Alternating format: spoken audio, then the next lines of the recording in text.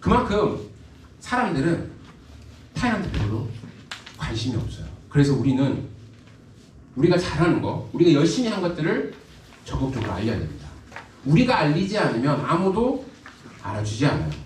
이게 이 하얀색이 없다 보니까 얘가 빨간색 글씨인데 잘 안 보이네요. 제가 색약이라서 전 더 안 보이는 것 같아요.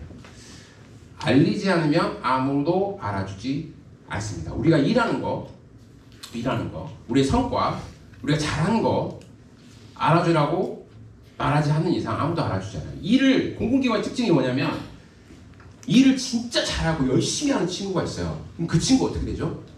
일을 더 줘요. 일이 엄청 많아져요. 얘 이것도 처리하래 하고 하나 더 줘요. 약간 진상은 어떻게 해요? 얘 처리하면 자꾸 빵꾸나. 일이 좀 줄어. 얘한테 가. 잘하는 애한테. 이게 공공조직의 특징이에요. 근데 그런 사람이 지금은 굉장히 불합리하다고 느껴지지만 윗분들에 있거나 평가단에 있는 사람들은 그게 다 눈에 보이는 거죠. 나중에는 그냥 일만 하는 게 아니라 일 잘한다는 걸 티를 내야 돼요.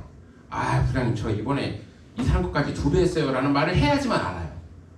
안 그러면 그냥 묵묵히 일하는 사람이 되는 거지 성과를 내는 사람이 될 수 없습니다. 그래서 우리가 잘한 것들, 뭐 조직 내에서도 그렇겠지만 우리의 기관, 우리의 재단에서 잘한 것들을 적극적으로 알려야 됩니다. 우리가 좋은 프로그램을 개발했어. 우리가 좋은 상담 시스템을 만들고 좋은 행사를 만들었어. 그러면 알려야 돼요. 그래야 사람들이 참여를 합니다. 적극적으로 알려야지만 우리의 성공을 만들 수가 있어요. 저는 알리는 방법을 3A라고 책에 써놨거든요. 우리 이제 홍보하는 사람들 말 만드는 거 좀 좋아해요. 그래서 3A라고 해서 영어 악급자들이 다 A라서 3A라는 단어를 썼습니다. 첫 번째가 이제 어웨어니스예요. 인지죠. 좋은 프로그램을 개발했어요.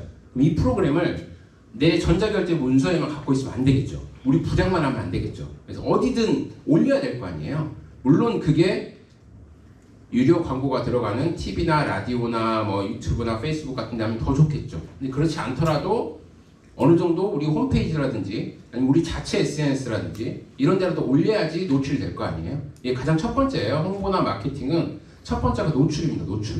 노출이 돼야지 사람들이 이런 게 있구나라고 인지를 해야지 그 다음 단계로 넘어가는 거거든요. 근데 공공 쪽에서는 여기에 집중하기 힘들어요. 왜냐하면 인지를 제대로 시키려면 돈이 많이 들거든요. 우리 그 경부고속도로 지나가는 그 전광판, 입간판 있잖아요. 지나갈 때 바카스 있고 그게 한 달에 4,500만 원이에요. 거기가 한 달에 1년에 6억씩 들어가요. 6억씩. 근데 그거를 과연 우리가 할 수 있을까요? 인지를 해야 된다라고 하면서 못해요. 우리는. 근데 민간은 여기에 엄청 집중을 합니다. 인지 쪽에 포커스를 가져요. 왜 그러냐면 사람들은 별로 안 좋은 것도 별로 안 좋은 상품이나 제품이나 서비스도 이 브랜드 이름도 계속 보잖아요. 그러면 호감이 생긴대요. 이렇게 반복 노출 효과라고 합니다. 광고 쪽에서는. 근데 심리학에서는 이제 에펠탑 효과라고 하거든요. 왜 이런 이름이 붙었냐면 이제 파리에 있는 명물이죠. 에펠탑. 1899년에 만들어졌고 프랑스 대혁명 100주년을 기념해서 지어졌습니다. 지어진 사람의 이름이 에펠이라서 건축가 이름이 에펠이라서 에펠탑 이름이 붙었죠. 혹시 보신 분 있으세요? 실제로? 저는 한 번도 못 봤거든요. 없으시죠? 이게 객관적으로 보면 다 안 지어진 건물 같지 않아요? 철근 구조물이잖아요. 근데 지금 저희는 이제 하도 많이 보니까 자연스러워졌지만 저게 처음에 들어올 때 파리 시민들이 어마어마하게 반대를 했답니다. 저걸 가지고. 왜냐하면 그 당시 파리는 3층짜리 굉장히 낮은 고딕 양식의 건축물이 많았어요. 되게 예술의 도시였어요. 거기에 대한 사람들의 프라우드가 커. 우리 예술의 도시, 예쁜 도시. 근데 거기 정중앙에 399m짜리 철근 구조물이 들어온 거예요. 또 흉측하게 생각을 했대요. 흉물스러운 거 치우라고 시위도 하고 막 데모도 하고 막 그랬대요. 그만큼 싫어했었는데 얼마만큼 싫어했냐면 그 당시 돈 있는 좀 사람들은 에펠탑이 파리 어딜 가든 보이거든요. 아침, 점심, 저녁 다 보여요. 출근할 때도 보이고 공부할 때도 보이고 일하다 창문 이렇게 보면 또 보이고 그렇대요. 그러니까 그 당시에 기득권층, 돈 좀 있는 사람들은 점심 식사를 항상 에펠탑 중간에 있는 이 레스토랑에서만 밥을 먹었다고 하더라고요. 그 시간만이라도 에펠탑을 안 보고 싶어서 그 정도로 싫어했다고 합니다. 근데 처음에 그렇게 막 항의를 했었는데 1년 지나고 2년 지나고 보니까 저게 하루 종일 보인다 그랬잖아요. 아침, 점심, 저녁으로 매일매일 보는 거예요. 보다 보니까 괜찮은 것 같기도 해. 저거 보려고 사람들이 막 오네. 네? 그리고 밤에 불도 켜놔. 3년 지나고 보니까 예쁘네. 10년 지나고 보니까 야, 저거 오랫동안 갖고 있어야 된 거예요. 원래 이게 20년 있다가 철거될 임시 건물이었어요. 근데 지금 120년이 넘었죠. 그만큼 철거 얘기가 나오자 시민들이 철거하지 말라고 항의를 할 만큼 파리인들이 가장 사랑하는 랜드마크가 된 게 에펠탑입니다. 여기서 심리학 효과까지, 그 용어까지 나왔어요. 에펠탑 효과라고.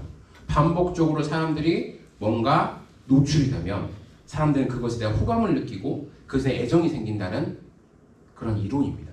그래서 민간은 인지의 힘을 쏟아요. 매출을 위해서. 매체 광고를 1년 내내 틉니다. 우리 요한 킴벌리 슬로건이 지금 거의 20년째 쓰고 있거든요. 우리 강사 푸르게 쓰고 있어요. 좋아 보이지 않아요? 되게 웃긴 거거든요. 나무 배 가지고 종이 만드는 사람인데 그걸 가지고 우리 강사 푸르게 지가 배고 있으면서 그렇게 되는 거거든요. 사람들은 한 슬로건을 가지고 이렇게 밀고 1년 내내 갤럭시 광고를 들고 하는 게 다 인지 효과 때문이에요. 근데 우리는 이걸 못하죠. 이 다음 단계에 우리 집중을 해야 됩니다. 두 번째가 애티튜드예요. 태도 형성. 뭐냐면 우리가 지하철에 딱 앉아 있었는데 그 플랫폼에 있는 유리벽에 뭔가 광고 문구가 하나 있어요. 인지가 딱 됐어요. 첫 번째 단계 넘어간 거죠. 근데 봤더니 슬쩍 심심해가지고 딱 봤더니 내용이 너무 좋아. 딱 내 이야기야. 내가 막 하고 싶어. 참여하고 싶어. 그리고 알리고 싶어. 이렇게 긍정적인 태도를 형성하는 게 애티튜드 단계거든요. 두 번째 태도 형성 단계. 이게 굉장히 중요한 게 이게 이루어지지 않고 우리 입장에서 우리는 인지의 힘을 쏠 수 없기 때문에 사람들이 세뇌를 시키거나 반복 노출 효과를 할 수 없어요. 근데 적게 노출되더라도 그 사람들이 내 타겟이라면 그 사람들이 긍정적인 태도를 형성하면 그게 다이렉트로 홍보 효과로 이어질 수 있습니다. 그리고 더 중요한 건 이 태도 형성 분야에는 돈이 안 들어요. 우리가 좀만 고민하면 돼요. 어차피 이루어지는 거 우리 홈페이지에 올리더라도 아니면 우리 SNS에 올리더라도 이거를 받는 사람들, 이거를 보는 사람들 입장에서 그 사람들이 어떻게 하면 좀 좋은 태도를 형성할 수 있을까? 내 얘기가 아니라 네 얘기라고 생각할 수 있을까라는 고민을 좀 하면 긍정적인 태도를 만들 수가 있습니다. 그래서 저는 공공 분야에서는 항상 애티튜드에 집중을 해왔다고 말씀을 드리고 있어요. 그 다음에 좋은 태도가 형성됐으면 당연히 액션이 이루어져야겠죠. 행동입니다. 여기에 참여하고 이끌고 내가 해보고 그런 단계가 세 번째 단계거든요. 근데 여기서 주의할 사항은 뭐냐면 액션은 쉬워야 돼요. 내가 우리 재단에서 뭐 만들어진 프로그램이 있어요. 근데 이 프로그램 참여하는 방법이 우선은 포스터를 딱 봤는데 홈페이지에 들어가야 돼요. 우선 들어가서 한글 파일을 다운받아가지고 인쇄한 다음에 사인해서 스캔해서 메일로 보내야 돼. 그럼 사람들이 할까요? 참여율이? 엄청 어렵잖아요. 포스터가 있다면 QR코드 찍어가지고 바로 네이버 로그인돼서 버튼 하나로 들어가게 만들어야 돼요.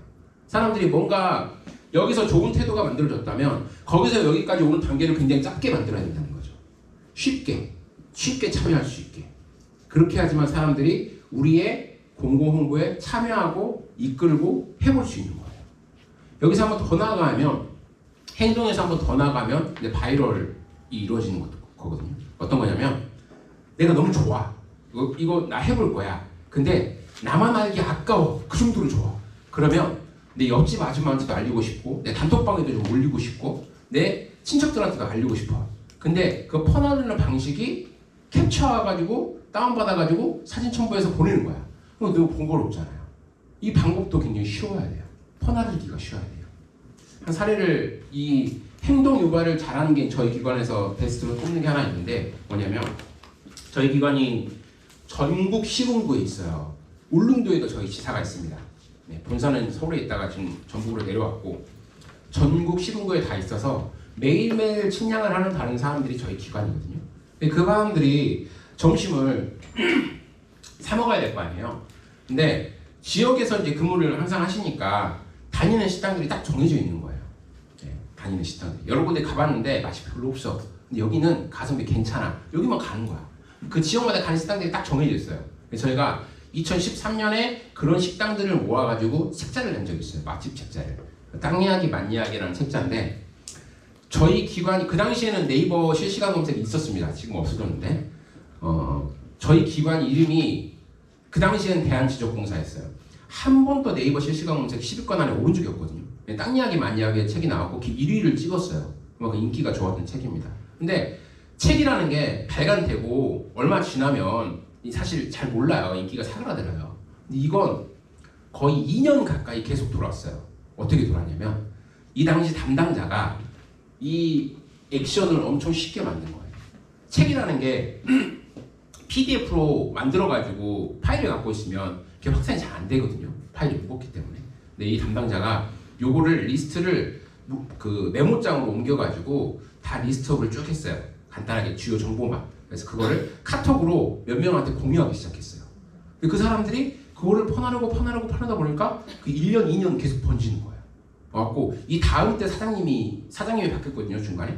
사장님이 국토부 차관 출신인데 바뀌었는데 사장 발령받고 얼마 안 돼가지고 누가 그 사장님한테 우리가 2013년에 펴낸 마취 책자를 리스트를 카톡으로 딱 보낸 거예요.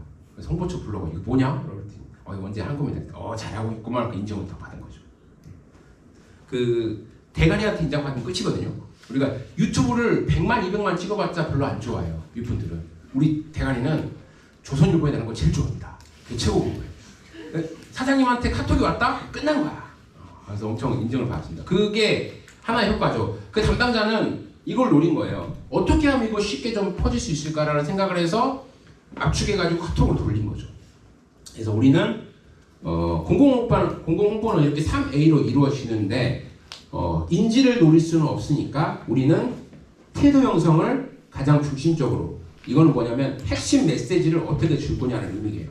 그래서 어떤 메시지를 주냐에 고민을 좀 해야 되고 그 다음에 그거에 행동까지 가는 이 단계를 최대한대로 좁게 만들 필요가 있다. 쉽게 만들 필요가 있다라는 말씀을 드립니다.